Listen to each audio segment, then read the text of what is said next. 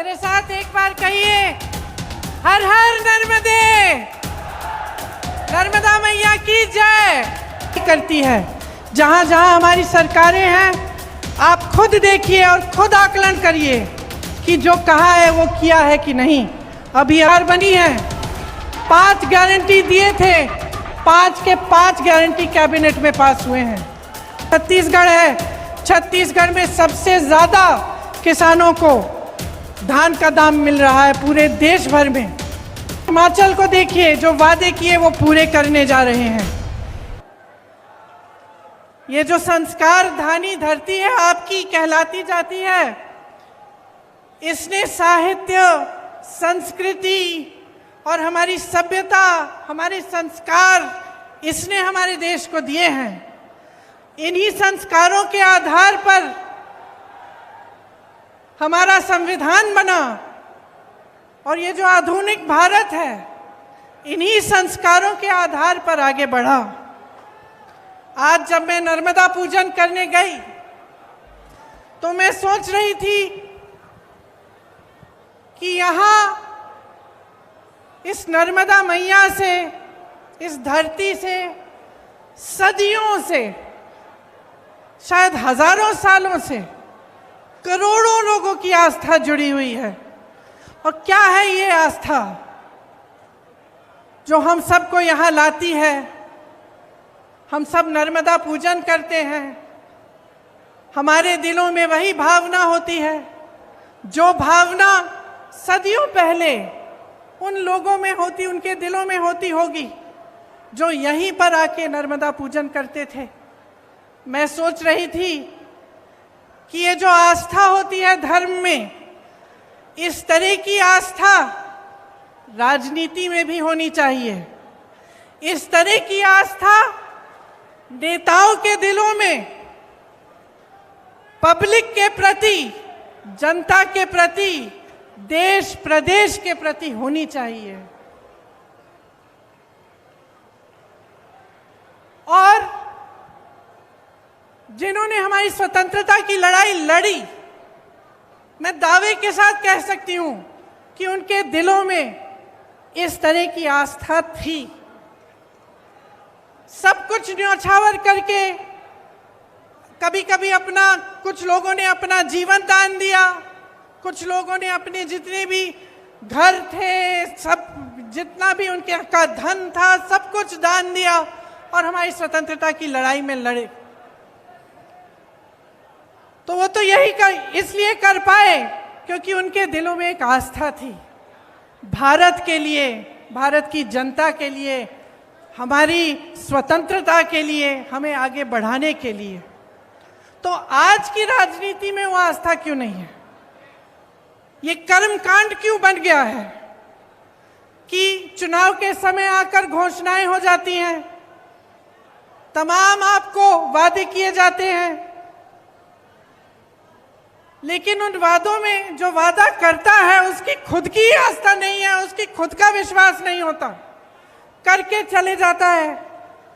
चुनाव हो जाता है, चुनाव जीत भी जाते हैं बड़े बड़े वादे करके, घोषणाएं करके, लेकिन उसके बाद उनको पूरा करने की कोई कोशिश नहीं होती। तो आज यहाँ खड़े होकर, इस संस्कार धानी धरती पर खड़े होकर मैं आपको याद दिलाना चाहती हूँ एक पुरानी राजनीति की, जिसमें हमारे नेता जो कहते थे वो करके दिखाते थे, जिसमें हमारे नेता सब कुछ न्यौछावर करके आपके लिए दिन रात एक करते थे। आपकी सेवा सर्वोपरि होती थी उनके दिल में, उनके दिमाग में। और मैं कहना चाहती हूं कि जो आपके साथ पिछले 18 सालों से हो रहा है वो गलत हो रहा है, क्योंकि आपका इस्तेमाल हो रहा है, शोषण हो रहा है। आपके सामने आकर तरह तरह के वादे, तरह तरह की घोषणाएं होती हैं और उनको पूरा नहीं किया जाता। धन बल को लेकर, धनादेश के बल पर जनादेश को कुचला जाता है। आपको याद है, यहाँ पिछले चुनाव में हमारी सरकार बनी थी, आपने बनाई थी, लेकिन जोड़ तोड़ करके, पैसे लगाकर, हर तरह की चीजों को करके भाजपा के नेताओं ने हमारी सरकार तोड़ी और अपनी सरकार बना दी। चलिए, भाजपा की सरकार बन गई, कुछ अच्छा करके दिखाते तो कम से कम कुछ फायदा होता आपका। लेकिन मुझे खुद ताज्जुब हुआ, आज मैं अपने नोट पढ़ रही थी यहाँ आने के लिए, भाषण देने के लिए, तो मैं पढ़ रही थी कि कितनी बेरोजगारी है, कि शिक्षा के कोई संस्थान नहीं खोले, महंगाई कितनी बढ़ गई है। और मुझे ताज्जुब हुआ ये पढ़ के कि 3 सालों में इन्होंने मात्र 21 सरकारी नौकरी दी हैं। तो मैंने अपने ऑफिस को फ़ोन किया, मैंने कहा ये गलत होगा, सही नहीं हो सकता ये आंकड़ा, इसको चेक करो, क्योंकि मैं मंच पे बोलूँगी तो गलत चीज़ नहीं बोलनी चाहिए मुझे। मैंने 3 बार ये आंकड़ा चेक कराया और 3 बार ये जवाब आया कि ये सही आंकड़ा है कि 3 सालों में मात्र 21 नौकरियां दिलवाई हैं। ये किसकी सरकार है और कैसे चल रही है? और आप अगर आज जागरूक नहीं होंगे और आप ये समझेंगे नहीं कि ये जो रिश्वत राज चलाया है इन्होंने, जिसकी वजह से जब आपको कुछ भी चाहिए होता है, चाहे आप नौकरी के लिए जाते हैं, चाहे आप छोटे से छोटे काम कराने के लिए निकलते हैं, तो आपको रिश्वत देनी पड़ती है। तो ये जो रिश्वत राज है इनका, जो घोटाला राज है इनका, इसको अगर आप आज बंद नहीं करेंगे तो आपके भविष्य को क्या होगा? ये सवाल आप अपने आप से पूछिए। घोटाले पे घोटाला हो रहा है यहाँ मध्य प्रदेश में। राशन का घोटाला, स्कॉलरशिप का घोटाला, व्यापम घोटाला, शिक्षक पात्रा भर्ती घोटाला, पुलिस भर्ती का घोटाला, खनन घोटाला, कोरोना घोटाला, बिजली विभाग का घोटाला, ई टेंडर का घोटाला, टीवी सेट वितरण का घोटाला। कितने सारे घोटाले हैं, इतनी लंबी लिस्ट है घोटालों की कि जो मोदी जी ने वो गालियों वाली लिस्ट निकाली, उससे लंबी तो ये लिस्ट है।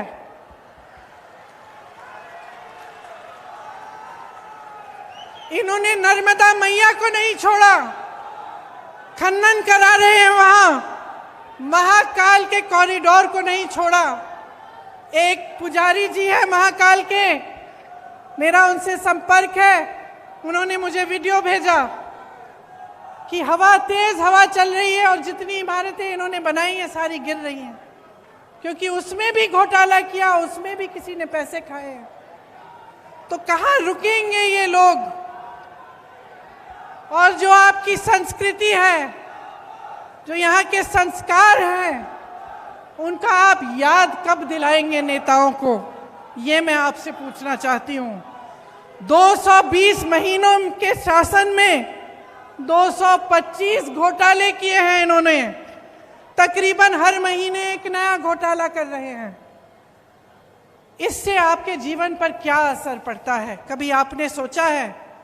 हम सब कहते हैं, टीवी पे देख लेते हैं कि चलो घोटाला हो रहा है, कोई पैसे कमा रहा है, कहीं पे कोई नेता अपना बड़ा बड़ा महल बना रहा है, तो हम ये भी सोच सकते हैं भाई हमारा क्या, वो कमा रहा है, ठीक है कमा रहा है। लेकिन इसका बहुत बड़ा असर आप पे पड़ता है। जो भ्रष्टाचार होता है, इसका सबसे बड़ा असर पब्लिक पर ही पड़ता है, क्योंकि जहाँ पे सरकार का ध्यान होना चाहिए, मंत्रियों का ध्यान होना चाहिए, वहाँ से ध्यान हटता है।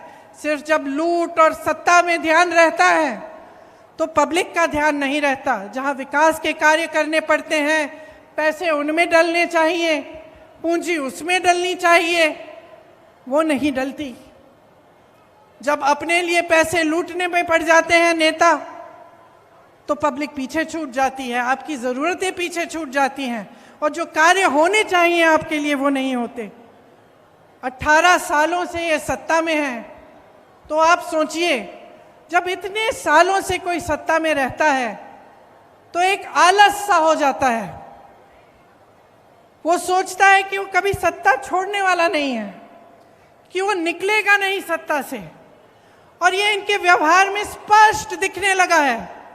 जैसे कुछ दिनों पहले यहाँ आकर उन्होंने एक महिलाओं के लिए एक अनाउंसमेंट की, तो इसलिए की क्योंकि 6 महीने में चुनाव आ रहा है। भाई, तुम्हारी 5 साल से सरकार थी, 3 साल से तुम चले आ रहे हो, सरकार चला रहे हो, तो तुमने ये घोषणा पहले क्यों नहीं की? इस समय करने की क्या जरूरत है? तो ये इनका व्यवहार दिखा रहा है हमें कि ये सब कर्मकांड है। इनके दिलों में आपके लिए कोई आस्था नहीं है, कोई विश्वास नहीं है। अपनी ही बातों पर यहाँ आकर घोषणाएं करते हैं, उन्हें पूरा नहीं करते। बड़ी बड़ी बातें होती हैं, डबल इंजन, ट्रिपल इंजन की बातें होती हैं। बहुत देख लिया हमने डबल इंजन और ट्रिपल इंजन की सरकारें। हिमाचल में भी ये कहते थे, कर्नाटका में भी ये कहते थे, और जनता ने दिखा दिया इनको कि ये डबल इंजन की बातें बंद करो, ये दिखाओ, नहीं तो आपको हम निकाल देंगे। तो आज आपके प्रदेश में कमर तोड़ महंगाई है। मैं जानती हूँ, मेरी बहनें यहाँ बैठी हैं, कितना संघर्ष करती हैं आप। मैं जानती हूँ कि सुबह से शाम तक आप काम करती हैं। और मेरे भाइयों, बुरा मत